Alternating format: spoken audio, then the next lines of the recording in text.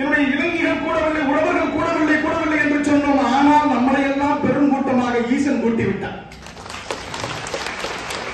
தென்னாட்டுடைய சிவனாட்டு எந்நாட்டவருக்கும் இறைவனாட்டு என்று சொல்வார்கள். விவசாய சங்கத்திற்கு இறைவனாக இன்று ஈசன் மாறிவிட்டார். இந்த மாற்றுவதற்கு காரணமாக இருந்த காவல்துறைக்கும் தமிழ்நாடு அரசுக்கும் தான் முதற்க நன்றியை சொல்வது. பொங்கலுக்கு முதல் நாள் ஈசன் அவர்கள் கைது என்று கேள்விப்பட்டேன். அகமலர்ந்து போனேன்.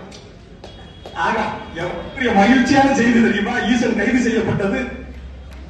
யோசித்தீர்களா? ஈசன் கைது செய்யப்பட்டிருக்கிறார். இதைவிட மகிழ்ச்சி வேறு என்ன வேண்டும்? இறுதியாக கங்கா மருத்துவமனையில் சென்று பார்த்தேன். அவருக்கு உடல்நிலை சரியில்லை என்று சொன்னார்கள். கங்கா மருத்துவமனையில் சென்று பார்க்கிறேன்.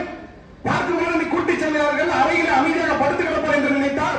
உங்கள் சட்ட விழிப்புணர்வுடைய சதீஷ் அவர்கள் ஒரு காணொலி எடுத்துக் கொண்டிருக்கிறார். விவசாயி என்று பேசிக் கொண்டிருக்கிறார்.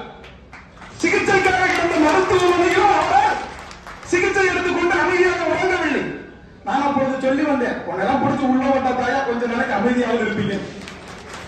என் வாக்கு படித்து விட்டது. அந்த மகிழ்ச்சியில் என் வாக்கு படித்து விட்டது. சரி, வாகனத்தில் ஏற்றி அனுப்பிவிட்டு தான் நான் வீடு வருகிறேன்.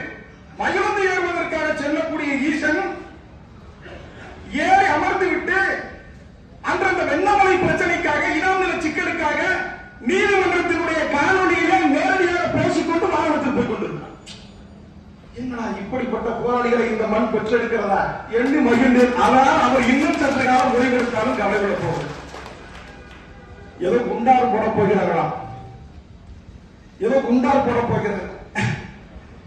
சுகுணாச்சிக்கலின் உரிமையாளர்களை கொண்டு சென்று இவர் மீது குண்டார் வாருங்கள் என்று சொன்னால் பொருத்தமாக இருக்கும். சாந்தி பெற்ற உரிமையாளரிடத்தில் போய் சொல்லி பாருங்கள், குண்டார் பொருத்தமாக இருக்கும். நான் சவால் விட்டு சொல்கிறேன், நீதிபதி இடத்தில் கொண்டு சென்று ஈசனை நிறுத்தி பாருங்கள்.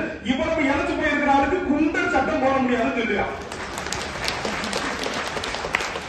அன்றாடம் ஓடி ஓடி உழைத்து தேர்ந்தவர்களாக இருந்ததோட யாரும் இதை குண்டர் சட்டம் போட போகிறீர்கள். 7th பிராக்ல வச்சிருக்கானா ஒரு செவி வெளி செய்தி.